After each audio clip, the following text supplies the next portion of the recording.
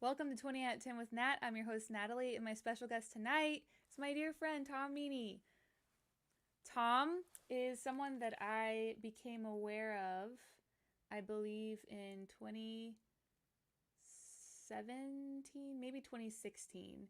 And through a series of events, such as joining a songwriting group, and it happened to be a songwriting group that he started with Ray Prim. And then I ended up going to a show and meeting him after the show.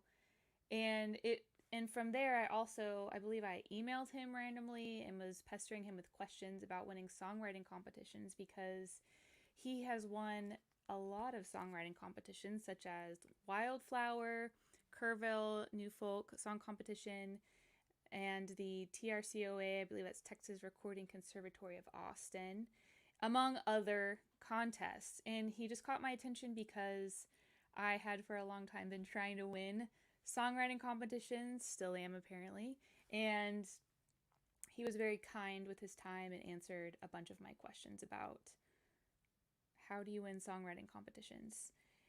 He is inspired by, I mean, if you know him or you follow him on Facebook, you know that he loves Glenn Hansard and John Mayer. And because of Tom, I know more Glenn Hansard and John Mayer songs than I really ever have before. And he is a wonderful musician with an amazing voice. And it took me a very long time to convince him to be on this show, but I'm very glad that he's here today. So please welcome Tom Meny. Hello. Hello. Thanks for Hi. joining me. Thanks for having me. Absolutely. Um, I want to say something. The first thing I need to say is that my camera is off to an angle, so when I'm looking at you talk to me, I'm looking away because the camera isn't like right above the monitor. So I apologize for that. Cool. If I want to actually see you, I have to look down at my computer, so we're in the same boat this time. Well, so was I accurate in how I met you? I think it was at a show. I think you opened for Rob Baird at the Windflow back when it was the Windflow. Now it's what, Peached Tortilla or something. Oh, I don't know what it is, but it was Windflow, which was the coolest little venue. That is actually one of the bummers of Austin's high real estate and rent problem. This was also pre-COVID, so that wasn't what caused that place to go away. But that place was a very cool, intimate venue, and although I wasn't a big fan of the cost to go see a show at that place, because usually it involved Like a dinner. buying a four-course dinner that was overpriced. But the place was great. The person who organized that whole thing had a great idea going, and I saw a lot of cool shows there. I saw Ray Prim multiple times. I saw David Ryan Harris, who I am a huge fan of. But yeah, that's where we met. Like right before I was going into sound check, I think you introduced yourself, and the rest is history. History. I also found once we were actually kind of became friends, I searched my emails to find your email and discovered I actually emailed you like 4 years prior, I Yeah, think. I think I remember And I the got really story. embarrassed because I emailed, it was a part of an email thread where apparently I misread an email and I felt uh, put off by someone else. And anyways, I got embarrassed that, oh my gosh, I've actually emailed you before, and it brought up that whole situation again, which actually wasn't a situation, but I thought it was. So Yeah, confusing. It helps to actually read your emails, folks, in case you yeah. didn't know. Like, fully read that whole email. Even if you think that email is a rejection, keep reading it so you get the whole story. Because apparently I just missed some important information. I Say think la that's a vie. good way to live your life, because when you go around inside your own head about things, usually it's not as bad as you make it out to be. So technically, I think once I realized how I was introduced to you, I think I very first ever heard of you through Jamie Harris. She was one that highly recommended talking to you way back in the day. Also, I want to point out friends joining us: Earl Manning, Joanna. They're saying hi. Hello. Look, I can even add. Oh wow, that's cool. They're cool? on Twitch. She's on Twitch. Earl's on Facebook. So. Oh, you know what? I was on the wrong chat. So hello. I can't chat with them, right? You can just type something and you can choose if you want to send it out to all, or if you want to send it out. It doesn't allow me to type. It doesn't? Uh-uh. Make sure you're not in the private chat. I'm in the comments, but I can read them, so I'm just going to go with that. Okay. Well, maybe I can't remember. Maybe only I can type. It'll let me, but so. Well, okay, you have some really awesome stories in your journey, and I wanted to ask a little bit about, well, why Glenn Hansard is one of your favorite musicians, and talk about your interactions with him. Like, what were some of the highlights of your journey of being a fan of Glenn Hansard? There is well, I'll start with this. So when I first started playing guitar and music again, YouTube had just started up. And on YouTube at that time, if you were a singer-songwriter or just somebody who could play the guitar and sing and do a cover song, when you put a video up, you would get thousands of hits. So I was very much in deep in that little circle, in that world at the time. And so one day I was watching a video of a singer-songwriter, and he had a story of where he was, him and his girlfriend were at a open mic in San Francisco. And two people walked in, and everyone seemed to know those two people except this guy and his girlfriend. And to make a long story short, it ended up being Glenn Hansard and Marketa Erglova, who starred in a movie called Once, which is loosely based around his life. It's a Irish busker. And a great movie also. Yeah. And so it became a very popular movie, and then later on it became a play, which was on Broadway and all that good stuff. Anyway, this guy tells this story, and then he plays this song that was one of their songs. They were in a band called the Swell Season. He's actually in a band called the Frames, which is very, very famous in Europe and especially in Ireland.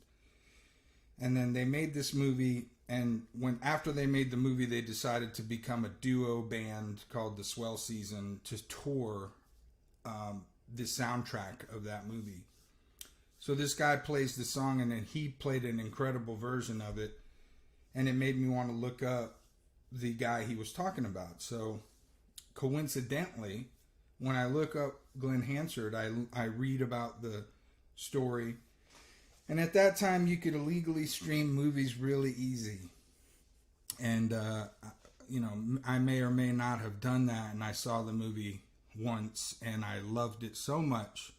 The very opening scene is one of my favorite scenes of all time. It's just him and a guitar in the middle of, I can't remember the name of the street in Dublin, but it's famous for busking.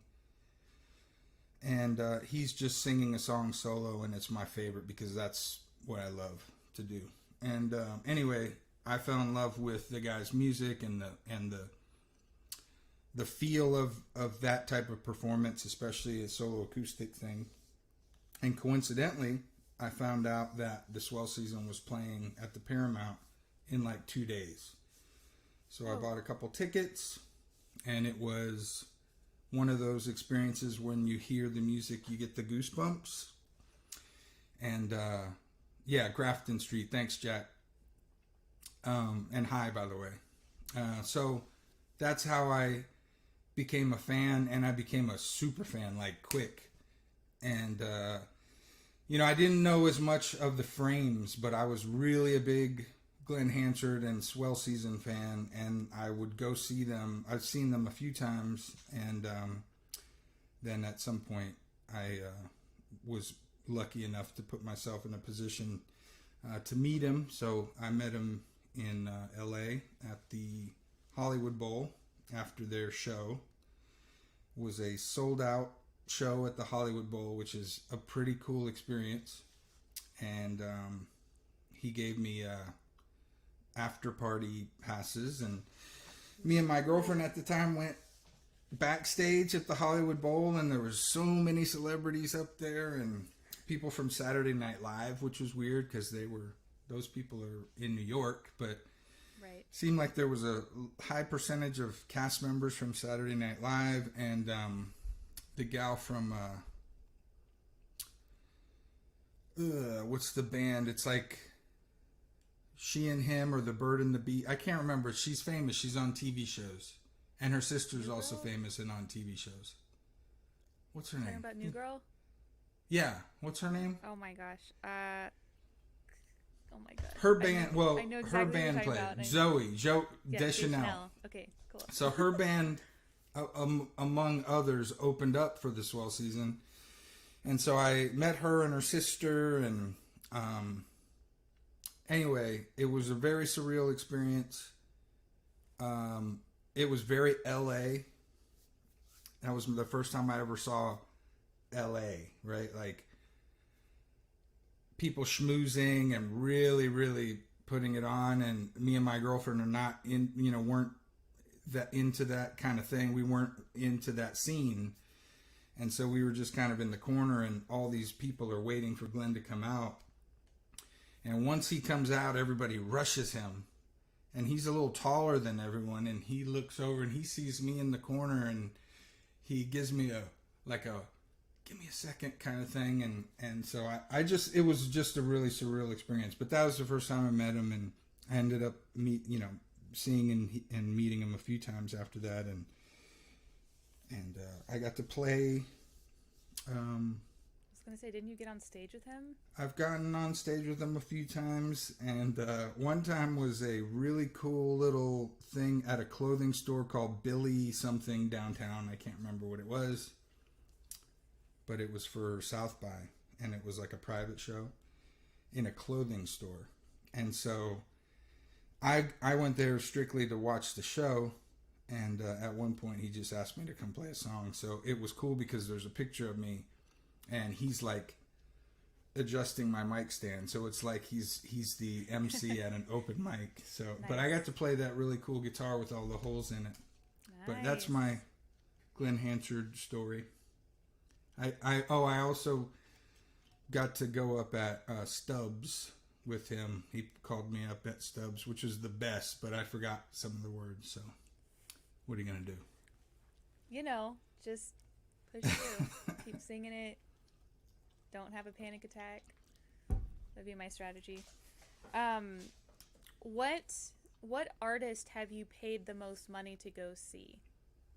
John Mayer. You probably done it multiple times. If you add it all up, tuning in, it's not uncommon for John Mayer to be on tour and for Tom to have tickets to multiple shows in multiple cities. Yeah. If you count them all up, I would say John Mayer. Because I've seen him, like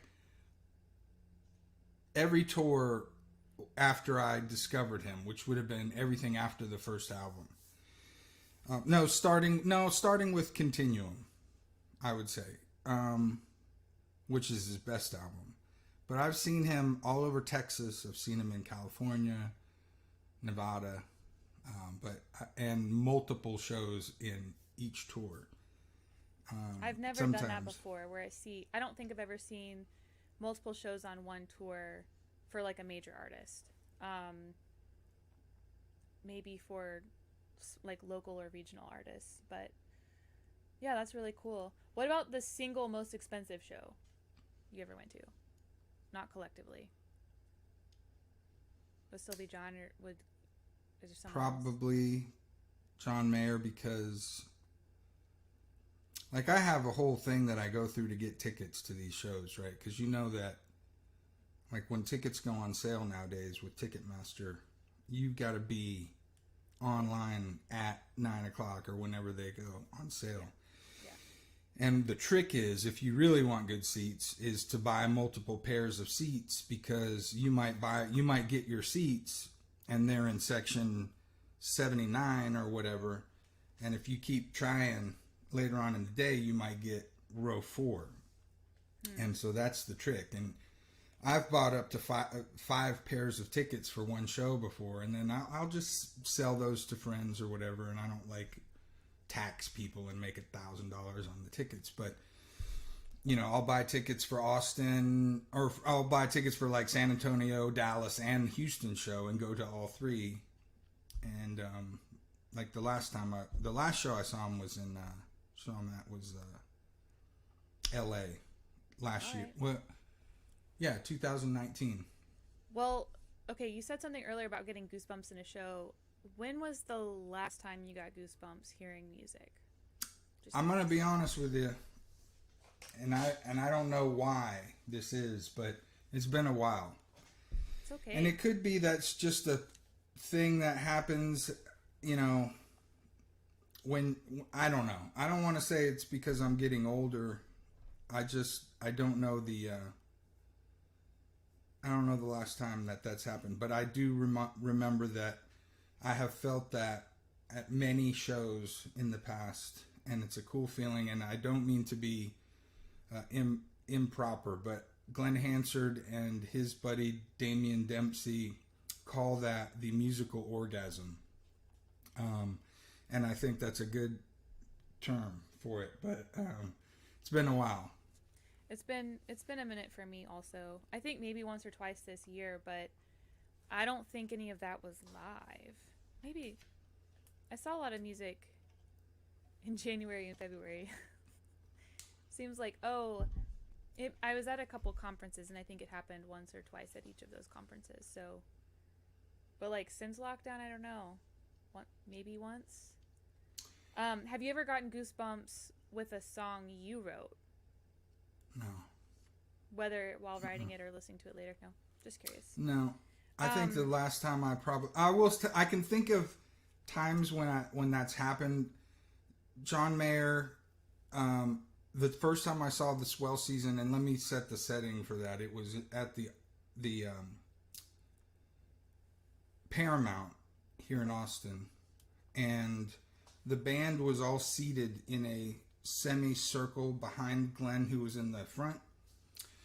And I just remember, because the music is very open, and there's a lot of space in that music, and I just remember hearing really cool, like, kick drum. Really cool things were happening with the kick drum, and it was just reverberating through my body, and I was just like, man, I've never heard any kind of music like this that I've connected with in this way before. And so the whole show was,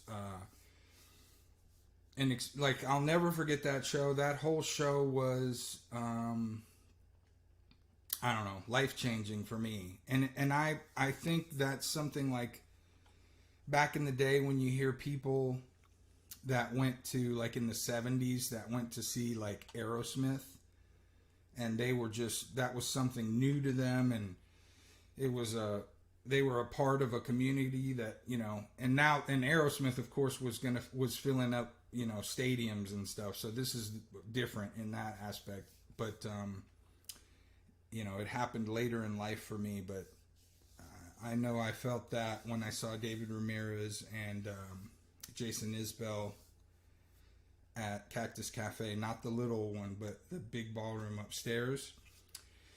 And I remember being so impressed with David Ramirez because he opened for Jason Isbell, but there was no difference. Not that people compete like this, but there was no difference in talent level and song awesomeness and performance. It was like two guys that should have co-headlined, but that was a ridiculous show. That's awesome.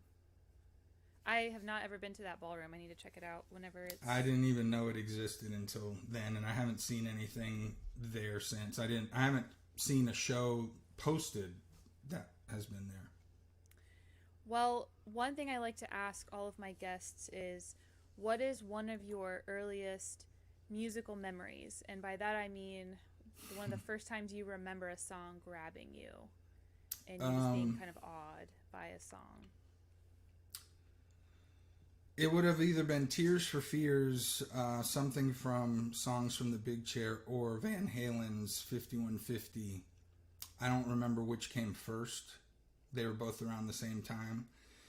But Tears for Fears was my first favorite band. I think I started like being a super fan when I was 8. Like I was a fangirl. Nice. And I actually went and saw them when I was 10 years old. Whoa. My parents let my brother, who was 15 or 16, so either he had his license or he had his like learner's permit. They let my brother take me to the City Coliseum and drop me off at this show at 10 years old. Wow. That's awful. At the time, I didn't realize how bad it is, but this is also at the time when shows were general admission, which meant whenever the doors open, it was like people kicked the door in and just ran for the stage and trampled everybody, and people died and stuff. Not here, but that's what my 10-year-old self did. Ran to the stage, and everybody was bigger than me. I was getting crushed, and I'll never forget this. This was one of the greatest Tom Meny moments. I was surrounded by what to me felt like 6'5" women all around me. Okay. All beautiful, right? My 10-year-old self didn't even comprehend the greatness of this. And they were all so concerned about me being crushed that I remember this so vividly. And this is 35 years ago. I remember a girl going, maybe if we dance, he'll have more air. So all the girls around me started dancing. Oh, it was just the best. Wow. It was the best. Yeah. Wow. That's really funny. Okay. Well, there you go. Your own special mosh pit. Yeah. Well, I have a couple more questions, but we don't actually have that much time. So we got all the time in the world. Where are you going? Where are you What going? was your how old were you when you wrote your first song? And also, I think it's an interesting story how you learned you could sing. Or maybe how did you realize you could sing? Hey, Roger Blevins just joined us. Yo, Hey, Raj. Roger. Well, I still can't sing, so I don't know the story of how I Whatever. learned You have I a could really sing. great voice. I don't remember how old I was when I wrote my first song, but I will say this. I want to say I was in my 20s. Okay. And I remember this is what happened. So sometime after high school, I hooked up with these guys who were younger than me but went to the same high school. And they were a soul boy band type group. Not poppy, soul. Like they could super duper sing, right? And they had like 4-part harmonies. And I played football with, 2 of them are twins, and I played football with their older brother, and that's how I knew them. And somehow we hooked up, and I played guitar on one of their tracks. And shortly after that, one of their connections, they introduced me to this guy named Chris Butcher. And Chris Butcher, at the time, was a football player at UT. He was the only, and probably to this day, still the only music major football player ever at UT. Nice. So after that, Chris and I started working together, and I would play guitar for him on things he would record. And then I ended up writing 3 songs, and he recorded them. And they exist, and they will never be heard because they aren't very good. I was going to say, do you ever play that first song? No. It's really bad. I actually, one of the songs. See, This is how dumb I am. Lovely voice. One of the songs had a word that isn't a word, and I didn't know it till way after we recorded it, and Nobody said anything? Not Chris, and not Chris's wife. My buddy Glenn and his wife Dana were like, that's not a word, right? What word is it? Reconciliated. Nice. Dana hit me up and she goes, it's like reconciled, right? I was like, well, we're going to have to just go with that because it's now been recorded and I spent 50 hours doing it, but that's how dumb I am. But that'll never see the light of day again. I think that's one of my greatest fears is that I will get out of the studio and have this finished product and then all of a sudden something's wrong with it. Like somebody finally says, oh, you know what? That sounds exactly like a Taylor Swift song or something. Or like, so you realize that phrase actually means this other thing in bed, right? I think that those are my fears about writing a song. And then I'm like, why didn't anybody tell me in the studio when I had time to fix it? Anyways. Well, if the gist of that story is that you've had ideas that sound like someone else, that is everybody. Yeah. I'm just it just goes to show, like, if an artist shares a song with you and it sounds exactly like someone else's song, you should probably say something. That's why. Okay, I'm gonna disagree with you, and I'm gonna give you some. This comes from a person that I look up to very much, and I agree with his rule. So, Billy Crockett is the owner of Blue Rock Studio in Wimberley. Okay. He's a very long-term songwriter and had a lot of success, especially in the 80s. And he was generous enough to invite me to be a part of his song group. And one of the rules is you never say, when someone brings their idea, hey, that sounds like this. Why? Ever. Or, wow, that has a Michael Jackson feel. Never, ever say that. Because you're saying that for you, not for them. And the only exception would be if it is a blatant, like, wow, those are the exact same words as this song. That is the time when you might say that, when there might be a legal thing. Yeah, that's what I or mean. when like that crept up. Literally the same melody as a Taylor Swift song. I would hope somebody would tell me, Nat, that sounds exactly like the verse melody of blah, blah, blah. Like, that would be so helpful. Not that it, like, the way that I'm writing is similar to, like, I don't care about that. But, like, but I mean, if you were like, plagiarism is what I'm concerned about.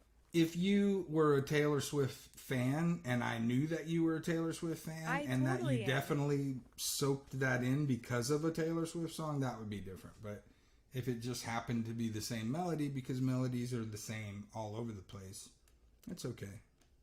All right. There's Ray. What up, Ray? Hey, Becca. What? Kent. Wow, look at these folks. If anything comes to mind, what was maybe one of your most embarrassing moments on stage? When I forgot the words the first time Glenn Hansard brought me on stage. So that's not my fault, though, because I covered a song of his and he found it, and that's how we met. That's how we ended up communicating and meeting. He tweeted about it, right? And I ran into him on the street at South by. And he said, tomorrow I'm playing at whatever showcase. I want you to come sing this song. And I was like, bet, I'm there.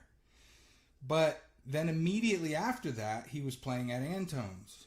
But I didn't have tickets. So I went to the outside door and watched the show from outside the door. And at Antone's, at that time, it was 5th and Lavaca, you could see outside the door from the stage. So he saw me from the stage and called me up from the stage, and I hadn't had an opportunity to go home and relearn the song. Oh, gotcha. Yeah, thanks, Ray. And then again, I did it again at Stubbs, but I knew more of the words at Stubbs. Ooh. And at least I wasn't nervous at Stubbs, which was ridiculous because when he brought me up at Antone's, I had not yet been performing live very much. And I was so nervous that you could hear my heart beat through my voice. And I was chewing gum, and it looked like... Oh, no. I was so nervous I was chewing that gum like 10 times normal speed, right? But then when he brought me up at Stubbs in front of like 1,400 people, I was good. I wasn't nervous at all. And I was just like soaking it in.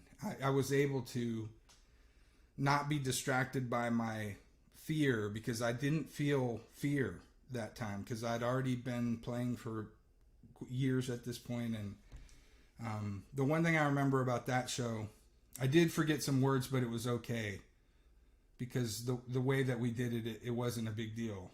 But what I do remember was hearing my voice go over the crowd outdoors.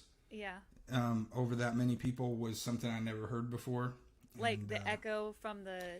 Yeah, it was Just, like, the hearing sound the- was so good Yeah. from coming from the, not only coming from the monitors, but I could hear my voice kind of carry over the crowd, and I've never played any type of venue like that, so I never heard my voice sound like that. That's an interesting, I hadn't thought about asking this question, but like the best sound system or sound whatever that you've, because when that happens, it is golden, and like those venues stick out in my mind, and I could name just maybe two off the top of my head where I'm like, I sound amazing right now. And it's not me. Like, I mean, it's me, but it's like the sound guy is amazing. And one of them was at an obvious place, a giant auditorium in Ireland. But another one was actually at the Parmer Event Center, but like on that stone patio that wraps around. And there were all these speakers pointing in different directions, and it was an outdoor thing. People were seated at tables. And I could not understand how the sound sounded so good. The guys that mixed it that night were so good. I don't know how all that stuff works. I mean, I'll never understand at a level of a sound engineer how to make things sound great. But for me, I would say Strange Brew, Cactus Cafe, at shows that actually I was booked, not like Glenn Hansard pulls me on stage, but Right. Strange Brew and Cactus Cafe. And I also will say, because they are different types of venues as one-to-one, but it would be wrong for me not to mention one-to-one because that's where I played with my band most. And Kurt is Kurt is ridiculous and did a great job there. Yeah. The Townsend is a different kind of room for me, so I didn't have that same kind of experience at the Townsend JoJo. I'm sorry, I'm reading the comments, Nat. Anyway. Did Roger say something? Roger has said a couple things. It's all ball bearings. He said it's all ball bearings. Yeah, it is all ball bearings. The Fetzer valve. And the Fetzer valve, by the way. Well, we definitely need to move on to the random questions. We don't need to do anything, Nat. We Right. do what we want to do. I know at least 17 people on Facebook are watching, and they're probably enjoying this. Well, how about this? If y'all have a question that you've always been wanting to ask Tom, throw it in the comments, and maybe we'll make him answer it. All right, so have you ever refused to apologize? Yes. Anything worth telling a story about? I've done it so much that I can't even recall. Okay. Have you ever been to a rodeo? Yes, I played a rodeo. My band and I music? played a rodeo. Okay, which Played one? the Austin, whatever that big rodeo is. I don't even know if It I've was been to the awful. Austin rodeo. It was awful? Yeah, it was Y'all were really awful, bad. or the rodeo was awful? The rodeo, the us at the rodeo was not a good thing. It was in a big tent, and it wasn't. Were you there? Yes, Ray did show up. It was just not. Listen, I haven't played with the band a lot, and I was just getting into the swing of things, and it wasn't like the main rodeo stage. It was some barbecue tent, and just not marketed, and Wow.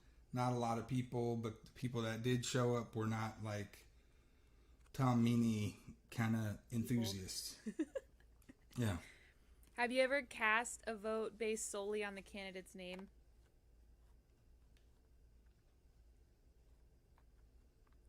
No. I totally have. All right.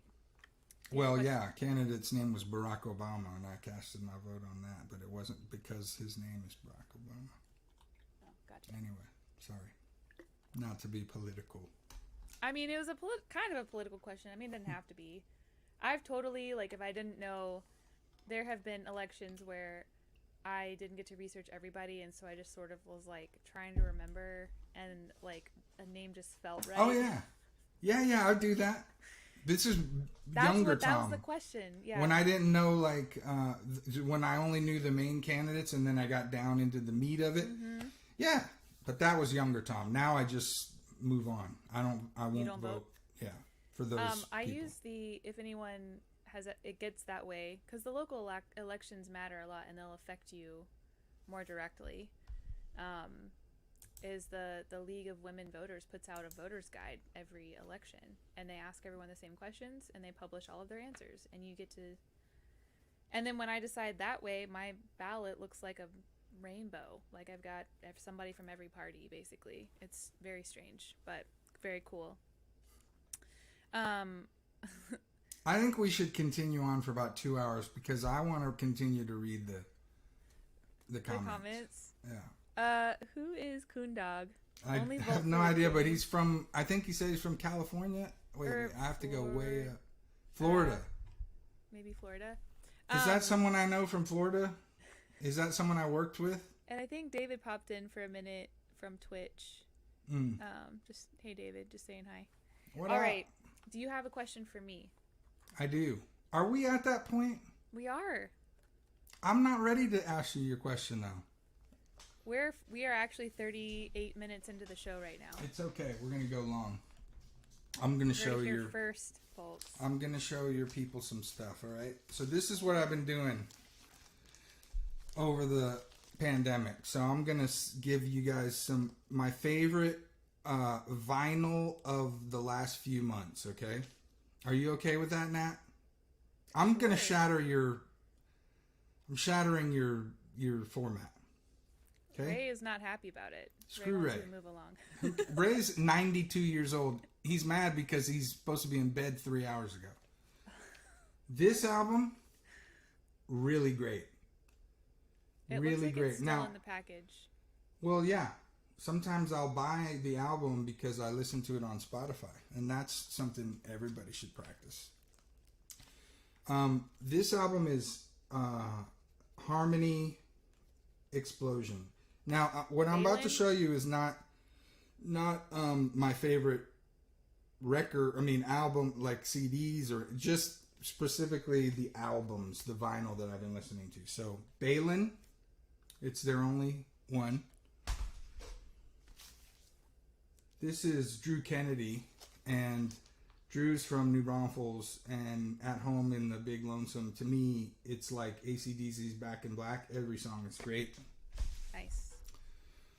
This one is this gal that I know from the Austin area.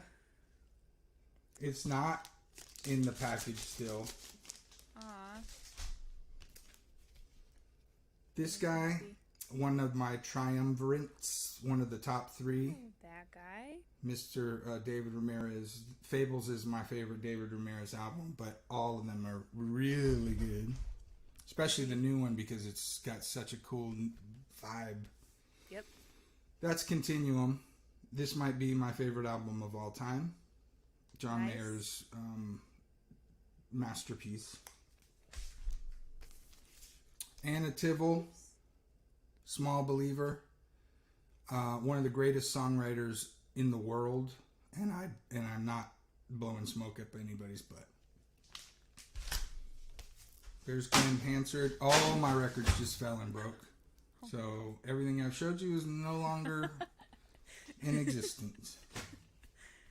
And this is David Ramirez's new one that might be my favorite David Ramirez. And also, I want to mention one. I'm new to this. I'm new to this band, and I might be late. What are they called? Ray says I need to regain control of this show. No, don't. I just want everyone to know. Tom told me he would never be on the show. He didn't want to be interviewed, didn't want to talk, and I just want to point out. Oh gosh, so everyone knows. Just real quick, this is the last one I want to mention. This is the last one. It's important to me. I knew he would. It's important to me to share things that I love. Katie Pruitt. Yes. Oh my gosh, she's so good. I think that if there's a vinyl for that, I'm buying it. I'm gonna look right after this. But anyway, okay, let's move on. I saw her play at Americana Fest last year, and she played that song. I think it's called "Grace Has a Gun." Maybe. Yes, Grace Has a Gun. I saw her play it live on like a riverboat cruise. Oh wow. She played right after Yola. Do you know Yola? I don't know Yola. You need to take a listen. She's pretty great. So. Okay, I'm gonna ask you your question now. This is not. This isn't like. This isn't gonna change the world. This particular question, and it was kind of something I thought of real quick. But of all the live performances, public performances that you've done, which one was your favorite and why? I assume you mean in person. Mm-hmm. That is a good question. And I think that I've probably forgotten some too. We have 26 on Facebook, just letting you know. See, that's what happens when you don't go by any rules. Forget the rules. That's something that I have. Sorry, go ahead. I'm still thinking. No, you can. So I'm not sure what my favorite performance was. I think they tend to be ones where I end up really nervous too, because it feels like a new, but like, I don't know, playing in Ireland was pretty cool. And I only played one song, but the sound was amazing. It was an auditorium. I didn't even win. Well, but that it was sounds just like such a cool good experience. That sounds like a good answer. Ireland? I mean, none of us. I don't know anyone else who's played in Ireland. I mean, of my colleagues here. So, and that you are a part of that story too, because the song that I wrote that made it into the contest was one that you listened to about 100 iterations of it and gave me feedback and pointed out flaws and stuff. And that meant a lot. And you helped me find the guitar. I had to get a new guitar because the one I had was not great. And I couldn't compete with it really. It was not great. And I'm so glad that I had something to do with you getting a new guitar. Because that may have been, not that I'm taking credit for this, I'm just happy that I was a part of this, but that may have been an evolution. Because a bad guitar can't be overcome. If the guitar won't stay in tune, it can't be overcome. And I think that you have a great guitar now. I do have a really great guitar. I think that kind of as we evolve as songwriters, we at some point have to get a new instrument, and not not that it has to be new, but like a better instrument. As we become better, as our ears form and can distinguish nuances better and more distinctly, then we not deserve, but like need to improve the instruments. Whatever we're using, we need to have good tools, better tools, so that we can Yeah. do better work.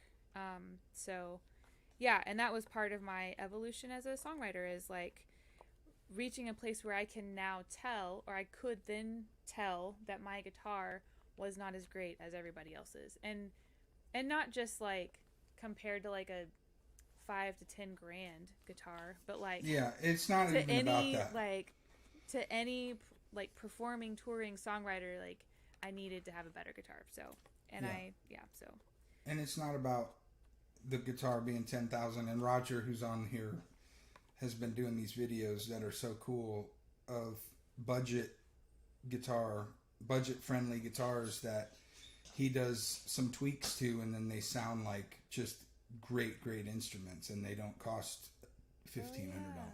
Ray also was a part of that journey. He let me borrow his guitar travel case. Yeah, I was remember freaking that. out before the show. I remember that. It was like Yeah. a last minute So dash. Heather, no, I don't play cello. It was Ray saying hello, but spelled like cello. Koondog asked what kind of guitar I got. I got a better Takamine guitar, and it's an older, actually. It's an older, beautiful Takamine from like the 90s.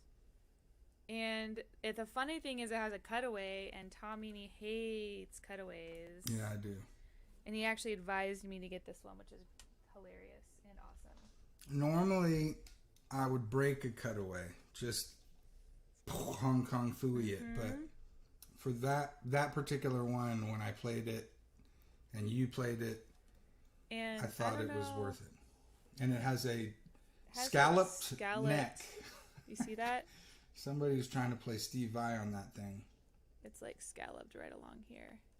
And it weirded me out, but it didn't keep me from playing. Like, it didn't inhibit me. Like, I can still move really easily. It's beautiful. If you ever decide that you want to learn Joe Satriani and Steve Vai songs, then that guitar will work for you. All right. Deal. Okay, I will make myself answer a couple of these. And then you got a song you're ready to play? If the people would rather us play songs than continue on, then sure. Okay. What? Ray's main acoustic costs $45. No, Roger. Oh, Roger. I am a little bit far from my computer. Glasses. I'm All right, so Roger. happy all these people are here chatting. I haven't really communicated with too many people in a long time, so this is cool. The 90s isn't way, way back. I just mean I've never bought a guitar that's like 20 years old, over 20 years old. So it was it just felt cool to buy something that was 20 years old, that's all. Okay. Quick questions. Have I ever repeated a grade? Not technically, but I took biology in 10th grade because I was homeschooled for a long time, and then when I went to a private school, the order of the sciences was different than the curriculum that I had been doing. So I had already taken whatever they took in 10th grade, and I had to take. So all my classmates were in 9th grade. It felt a little weird, but have I ever played sick to avoid a family engagement? For sure. My mom would go to the gym like 3 days a week when we were kids, and she and her best friend would like walk laps around the top of the basketball courts, and then the kids would all play tag or basketball or whatever down below.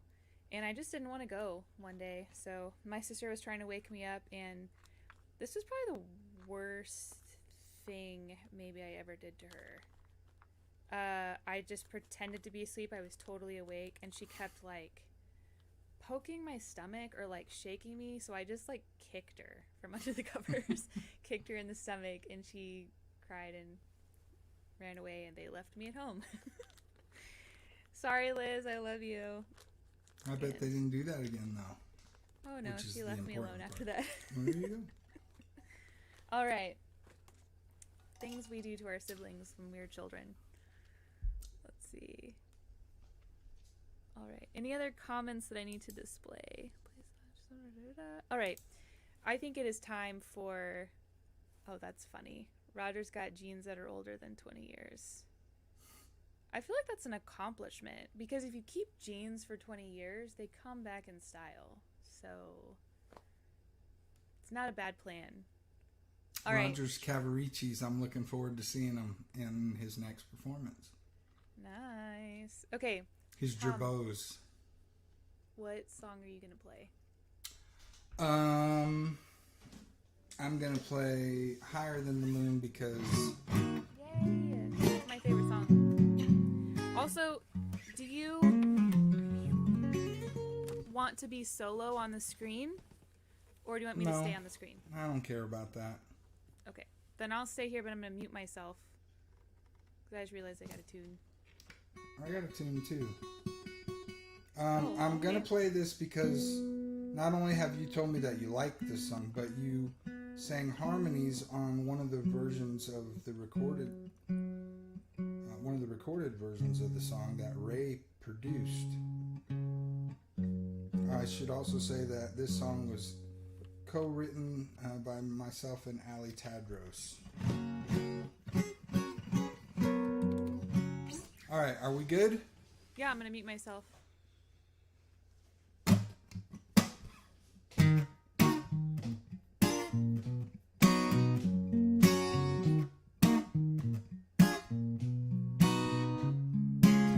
I count the freckles on your skin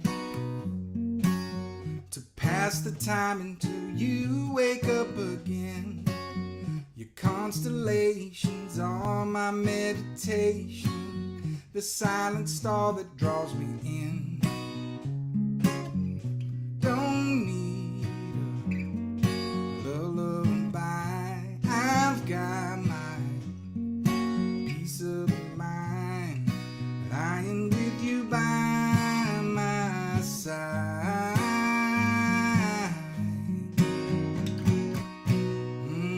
Higher than the moon tonight.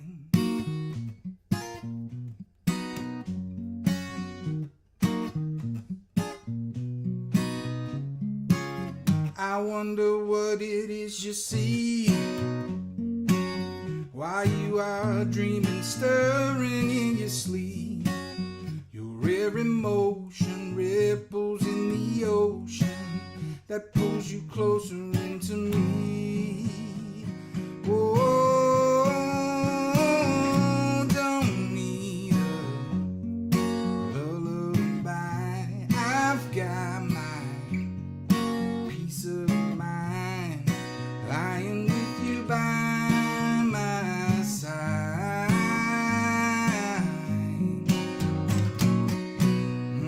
I'm higher than the moon, higher than the moon, higher than the moon tonight.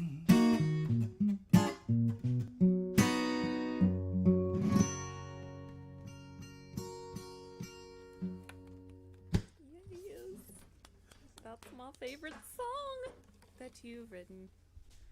And I will selfishly admit that it's because he wrote about freckles. Because no one ever writes about freckles in a cool way. So, I think yeah. the only people that like that song are people with freckles. I get that comment from freckled people and husbands of freckled wives. Hey Tom, can you play that song about the freckles? My wife loves that one. Well, yeah, I've because heard like that nobody several writes times. about it. I haven't even written about it. I don't think, not in a song that I play out. Anyways, somebody, Hambug, do you have freckles too? They're all about this song. Who's Hambug? The song is called Higher Than the Moon. They were asking. Okay, I'm going to play one that is actually, well, I'll play a new one. I don't think maybe, yeah, you've heard it, Tom, I think. Oh, hold on.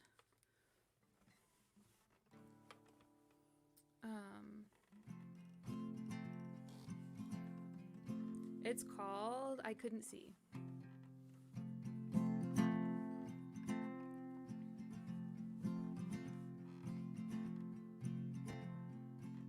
Actually, hold on, I'll just take these off. I can't hear anybody. We took a plane that summer to Seattle. We were 4 months in. I said I loved him, though I didn't like when we were kissing. I started growing my hair out. He said he liked it long. Mondays at the Red Eye Fly, playing to an empty bar. He was in the corner waiting there to get my stuff into the car. I thought it sweet, I couldn't see there was something deeper going on. He's telling me that I'm the one.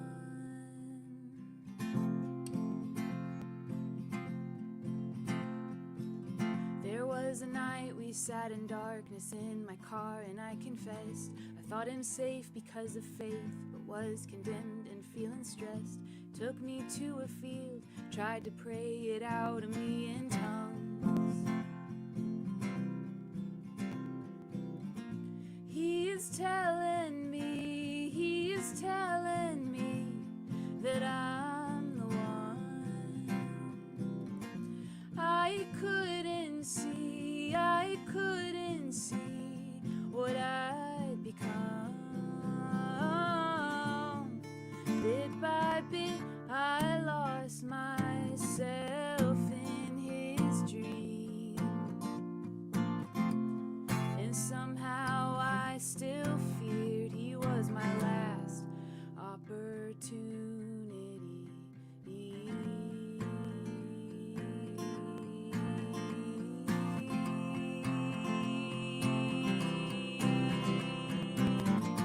He's telling me that I'm the one. I couldn't see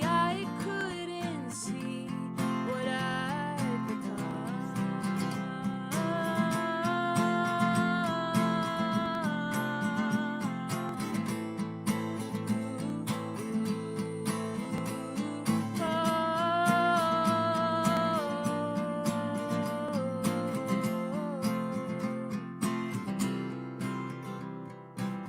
Sometimes I wake up from a dream and think about our time, how he was the worst thing and the best thing for me in my life.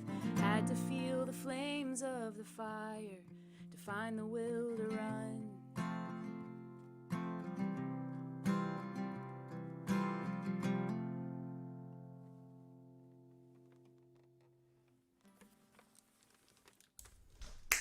Yay! Thanks. That's deep, Nat. Yeah? Deep. Oh gosh. I finally started I just was talking with a friend about this earlier, that I've just now started digging into some of my previous relationships from like 5 years ago. So that's fun. And all the toxic things that happen, and looking back on it, you get a sense of clarity, and it's been pretty freeing to write about it. So anyways, that's where that one came from. Well, I like it, and I'm glad that you're writing still during this crazy time. There's been a lot of panning for gold, and you're panning in a porta potty. There's just a lot of bad stuff in there that's coming out, but also there've been some gold nuggets, so that's been exciting. I want to go back to something real quick before we go. Okay. I'm just looking it up because we mentioned we mentioned the Goosebumps, the musical Goosebumps. Yeah.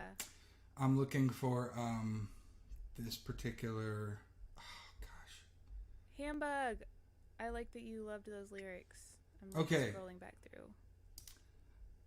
Musical Goosebumps. If you listen to a song by Carrie Manolakos, it's a cover of "Creep" by Radiohead. Ooh. Carrie I love that song. Manolakos, and when the build up happens and she hits the high note, if you don't get those goosebumps, then you are dead, and there's no hope for you. We So might those find out that I'm people really who a are- zombie, so go ahead and send me that. Actually, I you will. could post I can't post in the chat. Post it in the private one. We'll let you post Okay, in the I'm private posting in the private one. Let me see. chat. I'm like that, telling you, Heather? you people better check this out because you will know what I'm talking about after that. Okay. I will copy. Let's see if it'll let me do that. Ray's pimping out Alan Stone, which we all know he's a great dude. All right. Oh, Cool. somebody did it for us. Thanks. Oh, that's you 3 times. Oh my God, I thought it was. It looked like So him. you can see it in 3 different places because we're looking at the master list of comments, but it hit every. It was once in Facebook, once in. Anyways. Yeah. Okay. Well, that's really all we have for the show. Is there anything else you wanna? Yeah, I want to keep talking for another hour. Why not? What do you want to talk about, Tom? We should bullshit. All right. So this concludes the 2810 show. What is your But favorite if you want to hear us Mexican bullshit, restaurant? it's about to happen. Let's talk until my camera battery dies. Oh my gosh. Oh, we could sing more, Hambug. We'll make Tom sing another one. Okay, my favorite Mexican food restaurant in Bye, Becca. Austin is probably Curras. Curras. I don't know how you say it. And it's just so good. So good. But my favorite, I don't think Torchy's counts as a Mexican food restaurant, but I love their queso. I think they have the best queso in town. No, that's not. That doesn't count, but it does count as a great taco place. Why don't what's you your ask favorite me place, some then? questions? Do you have to be someplace? No, but I don't think people will want to watch a 2-hour show. Sure they would. All right, when Garrows, did yeah, you, that's good stuff. when did you learn to play guitar? When That I was one of 10. my questions I didn't ask you. When I was 10, my friend Sal, my neighbor, and I, we were the same age. Sal Silva, who is a popular fellow, he and I started taking guitar lessons together because our parents bought us guitars for Christmas when we were 10, and we started taking guitar lessons at the same place. And his guitar lesson was right before mine, and they were 30-minute lessons. And that's when I started learning guitar, and I believe I met David Koresh at that music store one day waiting for Sal to finish his guitar lesson. Okay. But at that time, you couldn't get really good really fast because there was no YouTube, and now people can learn guitar in a year and be experts. But back then, you had to get Guitar Magazine to learn all Chords the songs. and things. Yeah. Well, I think it was cool that you had a buddy and you were basically taking the same guitar lessons because there was a little bit of accountability, even if that accountability took the shape of competition between getting better.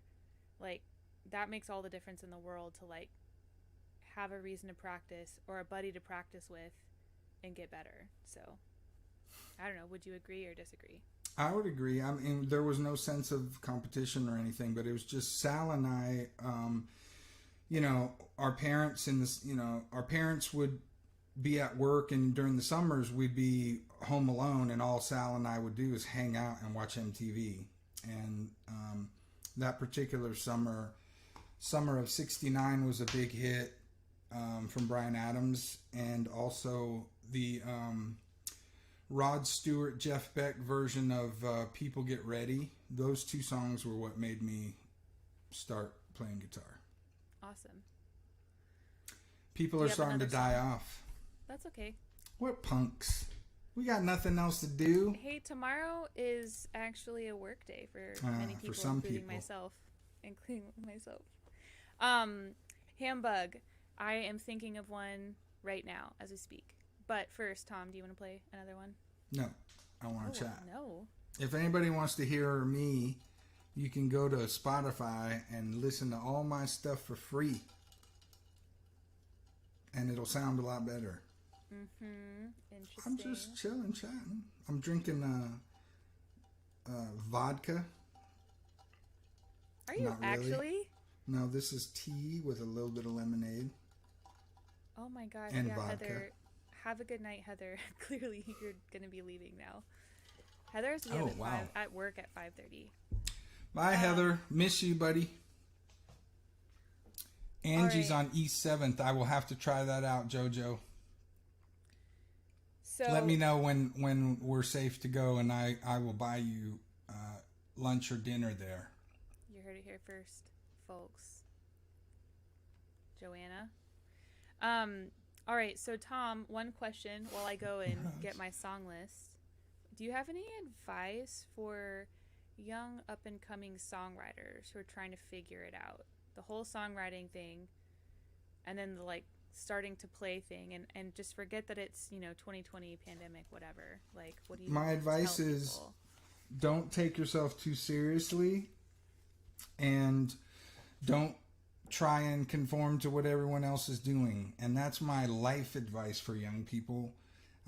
The people who were made fun of and bullied for being different are the ones that I have found later in life have the greatest success and the happiest lives. Not necessarily financially, because that's not what makes a happy life, but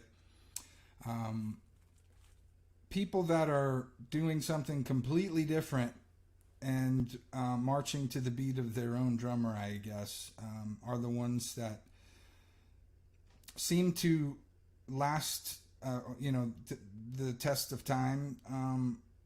So don't conform. I'd also recommend, after saying don't conform, I do recommend that you learn music theory, because that is not something I learned. And to this day, it causes difficulty when communicating with other musicians and recording and trying to troubleshoot things. I mean, not that troubleshooting music technical issues has anything to do with music theory, but the more you know about the whole music thing and all the things that it entails, the easier your time will be. All right. Yeah, music theory does Hey Emma, what's up? help. Emma, is Emma here? Yeah. Hey, girl. See, what if we would have got off, we wouldn't have got Emma on the chat. Circle of Where would we be? So, okay, I'm going to play a song for Hambug. Also, Hambug, who are you? You're the mystery in this group. Roger only plays music because it guarantees riches. Say Roger. It's true, absolutely true. If you get into songwriting, you are guaranteed to have a full retirement. Yeah. And be able to provide for a very large family, own lots of property. It is pretty much guaranteed, so that's why everybody does it. Right.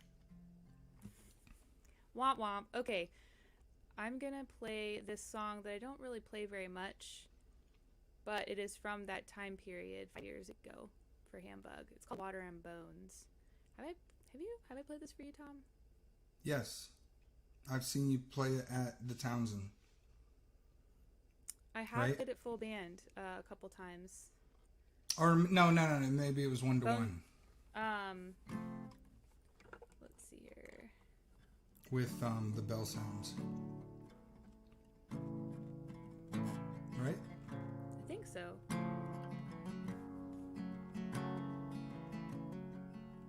Would you say you're sorry if you knew how broken my heart is? Could you take back the words? Wow, Take maybe I'm back not the gonna play words. it. Take back those words, Nat. Take back the words, reverse the hurt, take the weight off of my wings. Well, I stand, water and bones. I won't take this anymore. You can throw your sticks and stones. There's no one to hurt when you're alone. I'll play the abbreviated version. Well, don't misunderstand, I'm not trying to add to your sorrows. But I'd give all I had, you'd ravish the land, and silence the songs that I'd sing. Well, I stand, water and bones.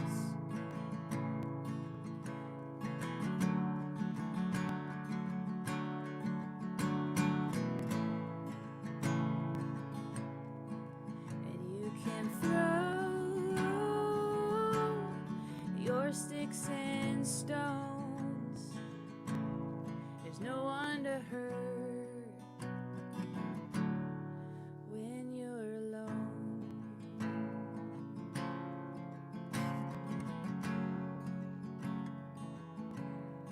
When you're alone.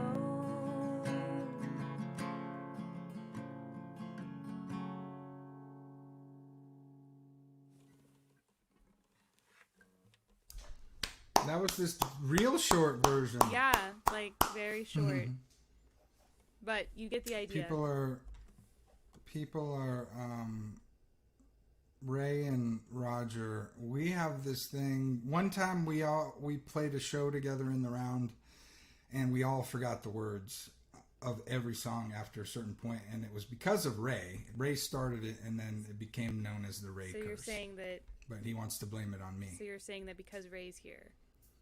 Yeah, that's my thought. Well, also, I don't think I've played Great that song by this the way. entire year. So that could also... I had my lyrics pulled up too, and I can't read them because I can't see. I need glasses. That is the understatement of 2020. Well, I think your setup looks great tonight. I like the dark background, and the camera looks great, and everything looks great. Thanks, Tom. Thank you. Did we lose everybody? Yeah, we're getting there. Let's just keep talking until there's 0 people watching.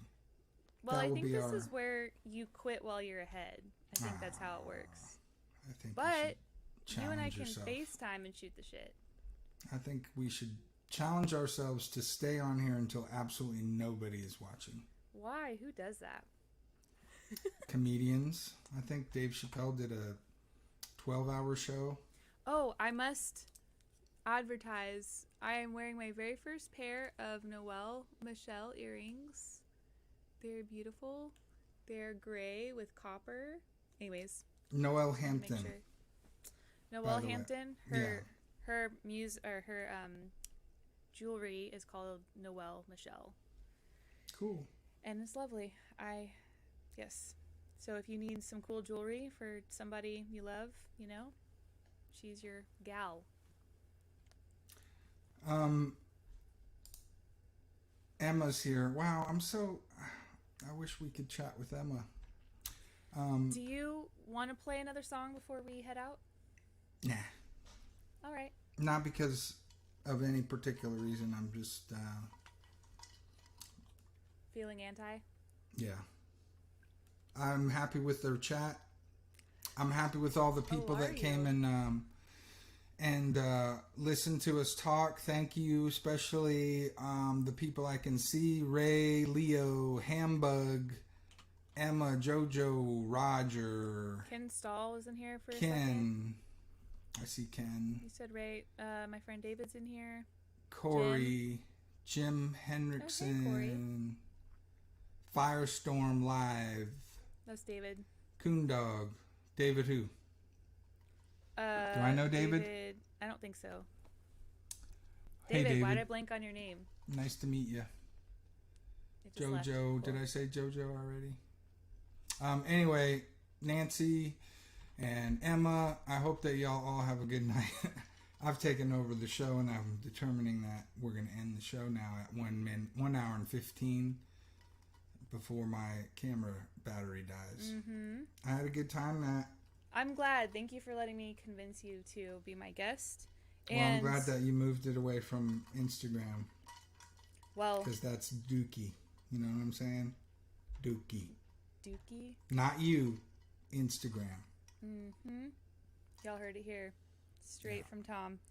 All right, we all have such a great night. And if you're working, if you have a job and you're working during the work week this week, make it a good one.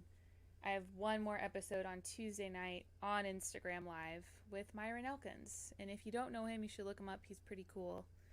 And I'll see you on Instagram. Happy New Year. Happy New Year. Merry, Make Merry. it a good one. Bye, everyone.